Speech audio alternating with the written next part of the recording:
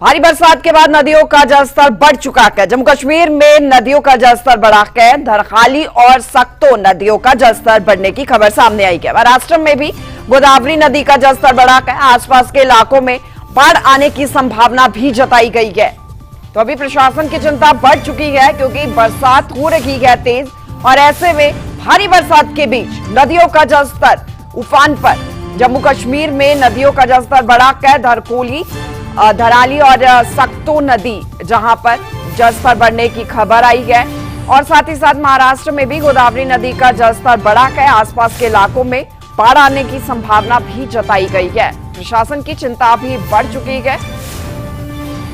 अलग अलग जगहों से तस्वीरें सामने आई है। जम्मू कश्मीर के राजौरी की ये तस्वीर है, और साथ ही साथ महाराष्ट्र के नासिक की भी तस्वीरें क्या है, क्योंकि जो भी नदियां हैं, जो तेज बरसात हो रही है, भारी भरकम बरसात के बीच में नदियों का जलस्तर बढ़ता हुआ दर्ज हो रहा है। नदी नाले उफान पर है, और साथ ही साथ अभी प्रशासन की ओर से चिंता भी जताई गई है। चिंता बढ़ चुकी है क्योंकि आसपास के इलाकों में बाढ़ आने की संभावना जताई भी गई है। ऐसे में लोगों को भी एडवाइजरी दी गई है, हिदायत दी गई है, नदी नालों से दूर रहने के लिए कहा गया है ताकि कोई अनहोनी ना हो।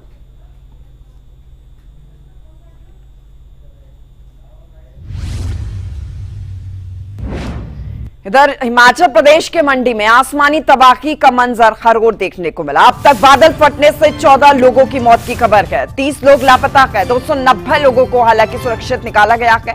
थुनाग में 92 छात्रों समेत कई लोगों को बचाया गया है। 40 घर, 30 वाहन, 6 पुल पूरे तरीके से क्षतिग्रस्त है। करसोग, धर्मपुर, गोकर, बली चौकी में सैकड़ों घर तबाह हो चुके हैं। 27 गौशालाएं, मवेशी, कई दुकानें बह गई है। आपदा प्रबंधन टीमों का राहत बचाव कार्य अभी चल रहा है। लोगों को बचाने की कोशिश की जा रही है। जो लोग फंसे हुए हैं उनको बाहर निकालने की कोशिश की जा रही है।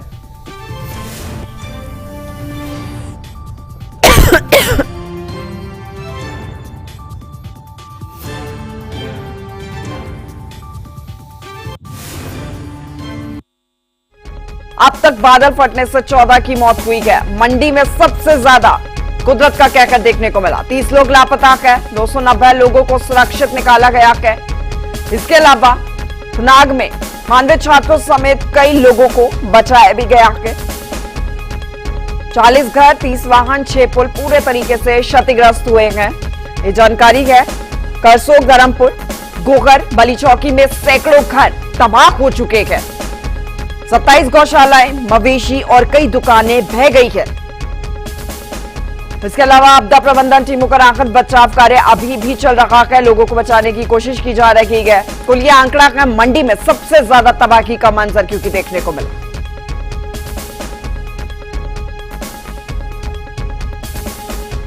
मंडी के सराज में भारी बरसात से तबाही चारों ओर देखने को मिली। सराज में राहत और बचाव कार्य अभी चल रहा है। एसडीआरएफ और एनडीआरएफ का रेस्क्यू अभियान जारी है। 250 जवान राहत और बचाव कार्य में जुटे हुए हैं। बक्सियाट से थुनाग सड़क बहाली का काम भी चल रहा है। अधिकारियों को तैनात किया गया है ताकि ये जो काम चल रहा है सड़क को साफ करने का, ये जल्द से जल्द पूरा हो सके।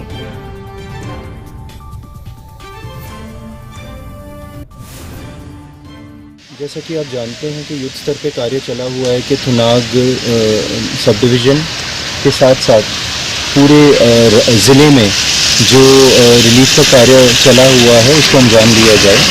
इसमें विभिन्न कार्य हैं जैसे कनेक्टिविटी, टेलीकॉम की कनेक्टिविटी, सड़क की कनेक्टिविटी, विद्युत और साथ में पानी। ये सारा कार्य जो हमारे लाइन डिपार्टमेंट है वो कंटिन्यूस तौर पे कर रहे हैं। सबसे सीनियर ऑफिसर्स यहाँ पे फील्ड में ग्राउंड में मौजूद हैं करने के लिए। सबसे ज़्यादा प्रभावित क्षेत्र हालांकि थुनाग सब डिवीज़न ज़िला का रहा है, और जो सिराज का क्षेत्र के नाम से जाना जाता है, परंतु जो हमारे बाकी क्षेत्र हैं जहाँ पे डैमेजेस हुए हैं वहाँ भी प्रशासन पूरी मुस्तैदी से जुटा हुआ है। और हिमाचल प्रदेश में मौसम विभाग की ओर से अलर्ट जारी हुआ है। हिमाचल प्रदेश में बरसात का रेड और ऑरेंज अलर्ट जारी किया।